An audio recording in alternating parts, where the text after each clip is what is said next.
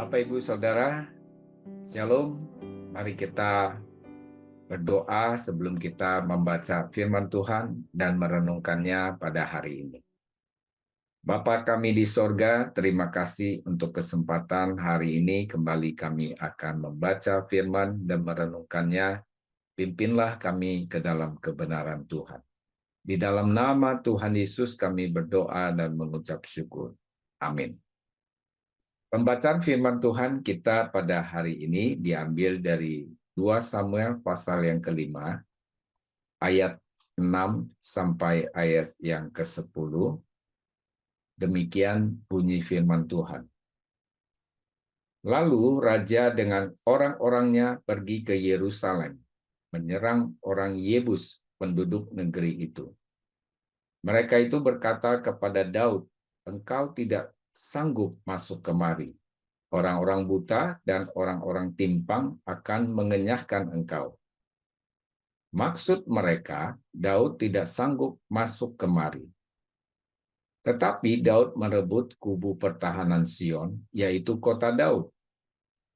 Daud telah berkata pada waktu itu, siapa yang hendak memukul kalah orang Yebus, haruslah ia masuk melalui saluran air itu. Hati Daud benci kepada orang-orang timpang dan orang-orang buta. Sebab itu orang berkata, orang-orang buta dan orang-orang timpang tidak boleh masuk bait. Dan Daud menetap di kubu pertahanan itu dan menamainya Kota Daud. Ia memperkuatnya sekelilingnya mulai dari Milo ke bagian dalam. Lalu makin lama makin besarlah kuasa Daud sebab Tuhan Allah semesta alam menyertainya. Amin. Bapak, Ibu, Saudara, kalau kita membaca bagian ini, maka kita akan mempertanyakan kalimat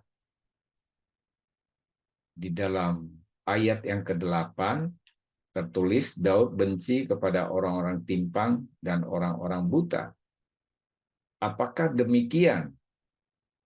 Daud, seorang yang dipanggil dipilih Tuhan dan diangkat menjadi raja, memiliki hati yang membenci orang-orang timpang dan orang-orang buta.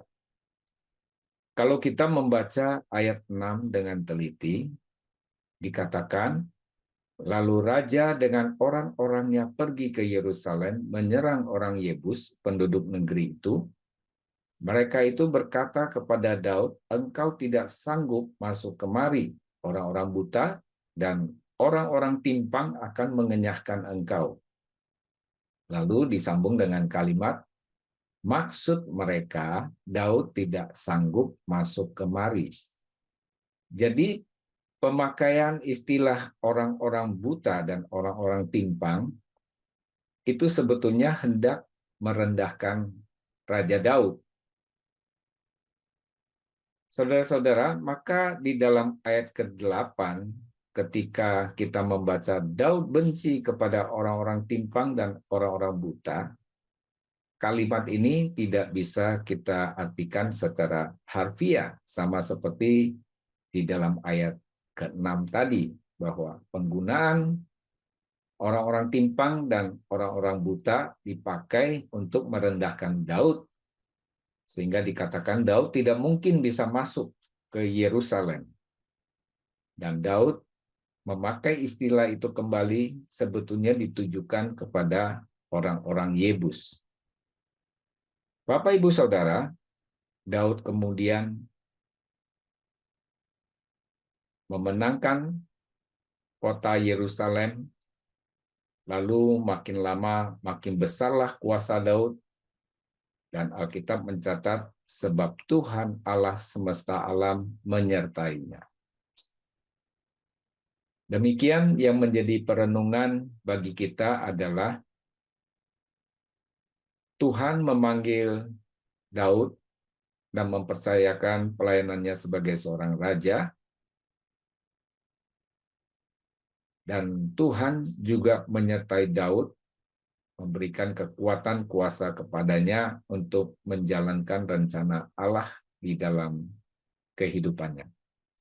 Demikian juga untuk kita sekalian yang percaya oleh karena panggilan pilihan Tuhan, kiranya kita semua menaati akan panggilan dan pimpinan Tuhan, sehingga kita boleh dipakai Tuhan untuk menggenapi rencananya yang indah dalam kehidupan dan pelayanan kita. Amin. Mari kita berdoa. Terima kasih untuk panggilan pilihan Tuhan dalam kehidupan kami. Pimpinlah supaya kami mengerjakan panggilan pilihan itu dengan kami senantiasa taat kepada firman Tuhan, dan kami percaya Allah yang Maha Kuasa akan menyertai kami dan memberi kami kekuatan dan kemenangan di tengah-tengah kehidupan dan pelayanan kami. Terpujilah nama Tuhan. Di dalam nama Tuhan Yesus kami berdoa dan mengucap syukur. Amin. Sampai jumpa, Tuhan memberkati kita semua.